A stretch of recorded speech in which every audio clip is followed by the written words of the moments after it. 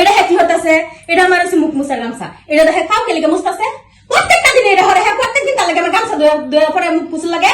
এই কি মহাভারত শুদ্ধ হয়ে গেছে? গামছা আমার পাওয়ার তোলে তো ব্যস্ত মুখ মুছুর লাগবো। বুঝতে কি তোর খাল যাবো গালে। এই যে এত বেশি কথা কোনা যে কই দিলাম, কথা বাড়ানির দরকার নাই কোনো। হেলো আমার এত বাড়ানির কথা দরকার নাই। এরপরে যদি একটা দিন ফাও দইছি, আমি ফাও দশ আবার কইতেছে ফাও দইছে না, ফাও ঠ্যাঙ্গ ময়লা। আমি ফাও দশ ছাড়া ঠ্যাঙ্গ গামছা মুছা ছাড়া আমি হইতেতাম বিছনাথ। আমার বিছনাথ আমি হতাম। আর কইয়া দিস কেন? তাহলে বিছনার মধ্যে থাকা নাই। হি যে বালিশ হয়ে যায় কার আবার গড্ডা তো কত গান বাইতাম স্যার। গড্ডা তো না হাঁটতাম স্যার। বাইরে আছি।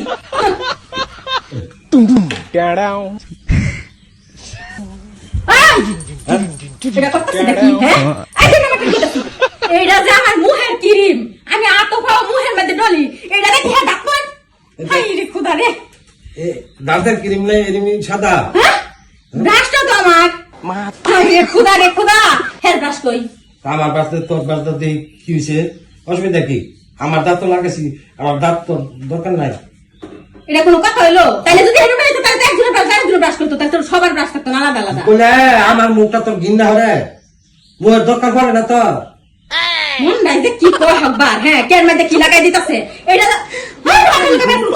আমি যদি আর জীবনে কোনোদিন দাঁত মারছি এসব করিস, আমার আর দাঁত মাজুন লাগতো না। আমার দাঁত কথাটা খালি কয়ে দিস, দাঁতের কথাটা।